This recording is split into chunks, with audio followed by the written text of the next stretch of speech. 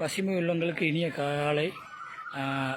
இப்போ நம்ம இருக்கிறது வந்து சங்கரங்கோயில் திருவேங்கடம் பக்கத்தில். ஒரு 1.25 வருஷத்துக்கு முன்னால் பார்த்திங்கன்னா இந்த பின்னால் தெரிஞ்சு பார்த்திங்கன்னா எல்லாம் சுண்ணாம்பு மண்ணாக இருக்கக்கூடிய இடங்கள். இந்த பகுதிகளில் மரம் வச்சா வளராது, பாறைகள் வச்சா வளராது. பாறைகள் இந்த மாதிரி இந்த இடங்களில் பார்த்திங்கன்னா மரம் வந்து வளர்க்கறதுக்கு சான்ஸே இல்லை அப்படின்னு சொல்லி சொன்னாங்க. இதை நம்ம ஒரு சவாலாகவே எடுத்துக்கிட்டு இந்த திருவேங்கடத்தோட ஈஓ சார், அப்புறம் நந்தகுமார் சார், இந்த ஊரில் உள்ள நந்தகுமார் சார், நம்ம இப்போ வந்து கட்டளக்குடியிருப்பு சாராக இருக்காங்க.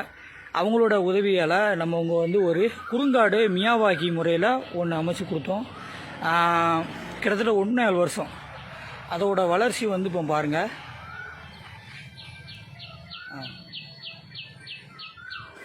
பார்த்திங்கன்னா இது வந்து ஒரு 1.25 வருஷம் உள்ளது.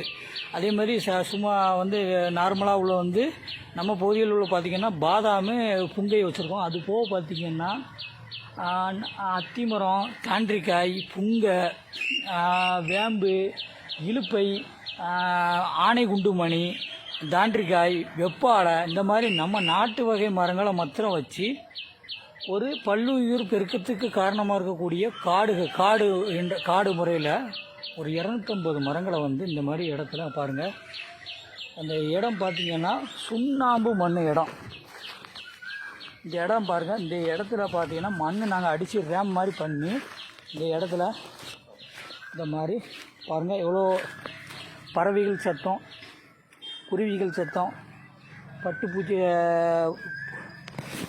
ஊர்வன, பரப்பனை, அந்த மாதிரி பூச்சிகளுக்கு ஒரு நல்ல ஒரு வாழ்விடமாக ஒரு நல்ல ஒரு குறுங்காடு அமைச்சிருக்கோம். பாருங்கள்.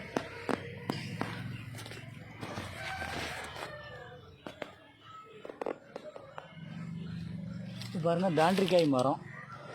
ஆமாம், தாண்டிக்காய் மரம். இது புங்கை, வேம்பு, மருது, நீர் மருது, இவங்க காய்கறி உள்ளே போட்டிருக்காங்க, அவரைக்காய் போட்டிருக்காங்க, புங்கை, பாதாமு, தலைவலிக்கு சிறந்த மருங்கக்கூடிய தும்பி, காசி தும்பைம்பாங்க.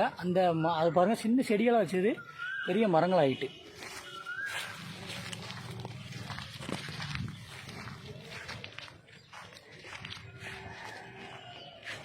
கிட்டத்தட்ட பார்த்திங்கன்னா ஒரு 15 அடி